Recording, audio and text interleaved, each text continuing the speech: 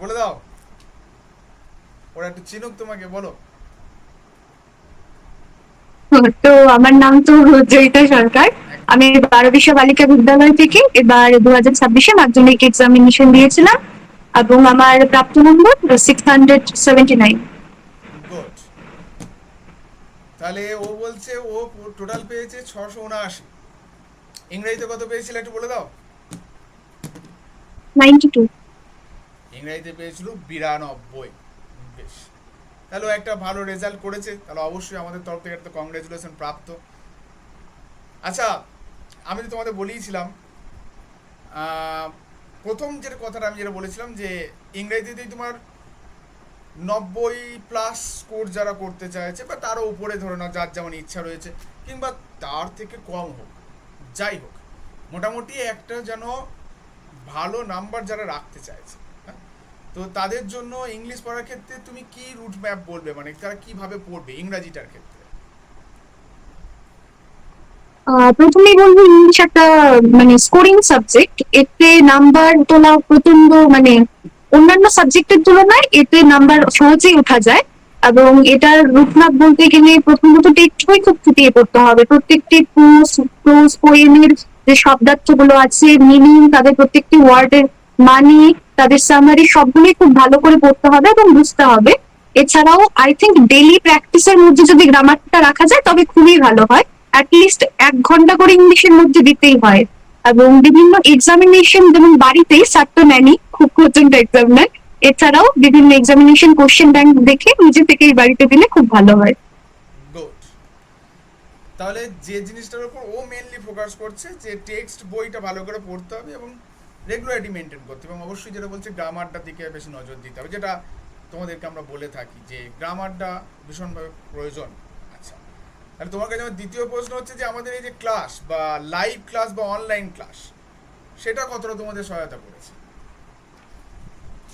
Live class বলতে sir তো প্রচন্ড হেল্প করেছে। মানে স্যারকে ছাড়া 90+ স্কোর করা আমার কাছে মানে সম্ভবই হতো না।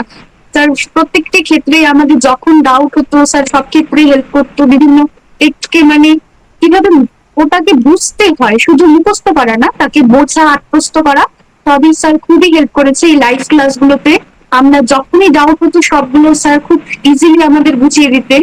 এছাড়াও বিভিন্ন রাইটিং লিখলে তাকে হোয়াটসঅ্যাপ করে দিলে স্যার সুন্দর করে চেক করে দিতেন, কোথায় বিভিন্ন ইমপ্রুভমেন্ট করা যায় তাও দেখে দিতেন। তো সত্যি লাইভ ক্লাসটা খুবই ভালো হেল্প করতে লেগেছে আমার জন্য। বেশ। তাহলে তুমি বলছো যে আমরা কিছুটা হলেও সহায়তা পেয়েছি।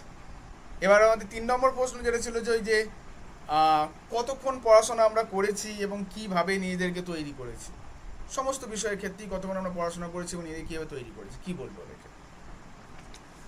আমার ক্ষেত্রে টাইমটা বড় ব্যাপার হয়নি। আমি কোয়ান্টিটি থেকে কোয়ালিটিটা আমার মনে হয় বেশি গুরুত্বপূর্ণ।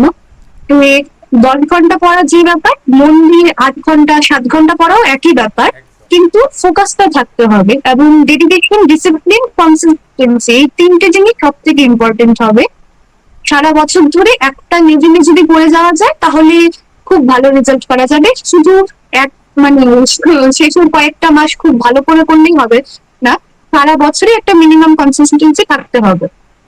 একদম গুড। And প্রত্যেকটা সাবজেক্টে সমান গুরুত্ব দিয়ে চলতে হবে। এই যে কথাটা ও বললো যে ওই পরীক্ষার 1 মাস আগে আমার পরীক্ষা আছে বলে হঠাৎ করে আমার মধ্যে ভগবান বর করবে, সেই আশাটা করলে হবে না। সারা বছর তোমার কনসিস্টেন্সিটা রাখতে হবে। বেশ। আচ্ছা, ওই যে আরেকটা মিথ, মানে যেটা বলা হয় যে নাকি অনলাইনে পড়াশোনা করে কিছু হয় না, মানে ওই দায় সারা একটা হয়। এই যে অনলাইনে পড়াশোনা করে কি সত্যি সম্ভব কিছু করা, সেটা তোমাদের কি মনে হয়? অবশ্যই অনলাইনে এক্সাম মানে অনলাইনে পড়াশোনা করলে বর্তমান যে আমাদের কম্পিটিটিভ যুগটা এসে গেছে, সেখানে অনলাইনকে তো একসাথে রাখতেই হবে। টাইমের সঙ্গে তাল মিলিয়ে চলতে গেলে অনলাইনে পড়াশোনাটা খুবই গুরুত্বপূর্ণ। এবং অনলাইনে আমরা বিভিন্ন যে স্টাফ গুলো পেয়ে থাকি, যেমন বিভিন্ন মক টেস্ট, সেখানে বিভিন্ন জায়গায় বিভিন্ন স্যারদের সাথে কথাবার্তা বলা, তা আমার মনে হয় না অনলাইনে এতটা হয়। অফলাইনও গুরুত্বপূর্ণ কিন্তু সমান্তরালে অনলাইনও খুবই গুরুত্বপূর্ণ। হ্যাঁ, একদমই। অফলাইন বা অনলাইনের মধ্যে আমরা কোনো ঝগড়া বা বিবাদ বাঁধাতে চাইছি না, বা অনলাইন বা অফলাইন, মানে অফলাইনটা যে কম গুরুত্বপূর্ণ সে কথা আমরা বলছি না। অফলাইন তো অবভিয়াসলি গুরুত্বপূর্ণ, সেটাতে আরও কিছু সুবিধা, ফেস টু ফেস সুবিধা অবশ্যই পাবে। মানে অনলাইনেও সম্ভব, সেটাই কিনা আমি জানতে চাইছি যে সম্ভব কিনা। অবশ্যই মানে অনলাইনে তো একদমই সম্ভব স্যার। তার মানে জলজান্ত এক্সাম্পল আপনি, আপনার কাছ থেকে মানে ইংলিশে যেখান থেকে প্রচন্ড হেল্পফুল হয়েছে। বেশ, তাহলে ওদের তো কয়েকটা কথা বললো এবং তোমরা তো শুনলে। আর তাহলে একটু শুনে নি ও ওর ভবিষ্যৎ টার্গেট কি, যদিও এখন সবাই 10 পাস করেছে, এখন ওর হয়তো সেভাবে অবশ্যই মনে সকলের মনে ইচ্ছা থাকে। তো তোমার ভবিষ্যৎ টার্গেট কি, মানে কি হতে চাও? সেভাবে কোনো মানে প্রফেশনাল টার্গেট কোনো ঠিক হয়নি, তবে একটাই টার্গেট যে বিভিন্ন আমার ফ্যামিলির জন্য, আমার সমাজের জন্য কিংবা দেশের জন্য একটা ভালো নাগরিক হিসেবে প্রতিষ্ঠিত হওয়াই মেন টার্গেট। একদম। সবার আগে ভালো মানুষ হতে হবে, এই হচ্ছে কথা। তারপর তো বাকিগুলো অটোমেটিক অর্জন করে ফেলবে। ভালো মানুষের মধ্যে বোধটাও ভালো থাকে। আচ্ছা, এত কিছু তো আমরা শুনলাম, তাহলে আর একটা কথা যেটা হচ্ছে যে ওরা যারা আগামী বছর দেবে, বাকি যারা রয়েছে সবাই আগামী বছর যারা মাধ্যমিক পরীক্ষা দেবে, তো তাদের উদ্দেশ্যে তুমি কি বার্তা দিতে চাও, মানে পড়াশোনাটার ক্ষেত্রে? পড়াশোনার ক্ষেত্রে একটা কথাই মানে বারবার বলতে যাবো, সেটা হচ্ছে কনসিস্টেন্সি। এটা সারা বছর সমান্তরালে পড়ে যেতে হবে, একদম এন্ড মোমেন্টে এসে বেশি পড়লে এতটাও কাজে দেবে না। সারা বছর একতালে সব সাবজেক্টের ক্ষেত্রে কমন গুরুত্ব দিয়ে পড়ে যেতে হবে। বিভিন্ন সাবজেক্টকে সেই টেকনিক অনুযায়ী পড়তে হবে, যেই সাবজেক্টে যেই টেকনিক খাটে। যেমন ম্যাথের ক্ষেত্রে প্রচন্ড প্র্যাকটিস করতে হবে, শুধু টেক্সট বই পড়লেও হবে না, বিভিন্ন কোচিং ব্রাঞ্চের বইগুলো আছে সেগুলো করতে হবে। গত 3-4 বছরের যে আমাদের টেস্ট পেপার বেরোয় মধ্যশিক্ষা পর্ষদ থেকে, তার থেকে ম্যাথস গুলো করতে হবে। বাংলার ক্ষেত্রে মানে সে মুখস্থ করে লেখা তো আছে, এছাড়াও একটা নিজের থেকে বানিয়ে যে লেখা, যে অড কোশ্চেন এসে গেলেও তা আমরা কিভাবে বানিয়ে লিখতে পারবো, বিভিন্ন কোর্স ঢোকানো, বিভিন্ন উক্তিগুলো ঢোকানো, তাও ইম্পর্টেন্ট। এবং ইংলিশে তো বললামই, সারা বছর গ্রামার আনসি এগুলো করে যেতে হবে। এবং geography, political science, life science এগুলোর ক্ষেত্রে বুঝে করতে হবে, কনসেপ্টটাকে একদম মানে গ্রাফটা দিতে হবে, একদম ভালো করে দিতে হবে, যেন যে কোনো কোশ্চেন আসলে তা লেখা যায়। এবং হিস্ট্রি তো সারা বছরই রিভাইসের মধ্যেই রাখতে হবে। গুড। আচ্ছা, তুমি তুমি তো 3টে বিষয়ে 100 পেয়েছো, কোন কোন বিষয়ে 100 পেয়েছো একটু বলে দাও, ওরা একটু শুনুক, যে ওই বিষয়ে 100 পাওয়া যায়, ওদের বিশ্বাস হোক। ম্যাথ, আচ্ছা। ম্যাথ, ফিজিক্যাল সায়েন্স এবং Bangla, sorry math, life science এবং বাংলা। ম্যাথ, লাইফ সায়েন্স এবং বাংলা। ও কিন্তু বাংলাতেও দেখ 100 পেয়েছে, তাহলে বাংলাতেও 100 পাওয়া যায়। ম্যাথ, ফিজিক্যাল সায়েন্স না সায়েন্স গ্রুপ আমি মানলাম, পেয়ে যেতে পারো। ঠিক আছে, অবশ্যই তার জন্য পড়তে হবে, ও তার আকাশ থেকে নম্বরটা পায়নি, পরিশ্রম করেছে, পেয়েছে। তো তোমরা পেতে পারবে। বাংলাতেও 100 তোলা যায়, সেটাই হচ্ছে কথা। সাহিত্য, লিটারেচার, যেটা সবার বিশ্বাস, বাংলা এটা আবার 100, এরকম একটা বিশ্বাস থেকে থাকে, কিন্তু পড়লে পাওয়া যায়, এটা হচ্ছে কথা। খুব ভালো। এবার আলটিমেটলি এতক্ষণ তো আমরা শুনলাম, তো একটু আমাদের এই যে ইনস্টিটিউশন নিয়ে তোমার কি মন্তব্য, যে জেনিথ ইনস্টিটিউশন নিয়ে তোমার কি মন্তব্য? দুটো খারাপ মন্তব্য করে দিও না। মানে আমি অনেস্ট তো মন্তব্য দেবে। হ্যাঁ, বলো।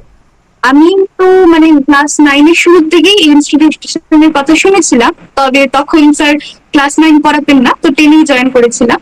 তখন থেকেই শুরু থেকেই স্যার খুব ভালো পড়াতেন আমাদের। প্রত্যেকটা যে গল্প কবিতা ছিল ইংলিশের, তা স্যার খুব ভালো করে ডিটেলসে বোঝাতেন। তার সারমর্ম যা ছিল, সামারি গুলো খুব ভালো পড়িয়েছেন। এছাড়া স্যার আমাদের প্রচন্ড প্র্যাকটিস সেট দিয়েছিলেন, যা খুব হেল্পফুল হয়েছে। এছাড়া এক্সাম তো লেগেই থাকতো, এক্সাম বিভিন্ন প্র্যাকটিস সেটের মাধ্যমে মানে ইংলিশটাকে অনেকটাই ইমপ্রুভ হয়েছে। আর স্যার আমাদের সত্যি কথা মাঝে মাঝে তো সবাই আউট অফ ট্র্যাক হয়ে যায়, তখন স্যার প্রচন্ড আমাদের মোটিভেট করতেন, বকাঝকা দিতেন, যা এখন বুঝতে পারছি প্রচন্ড হেল্পফুল হয়েছে। তাহলে একটু কড়া শাসন বেশি ছিল বলছো?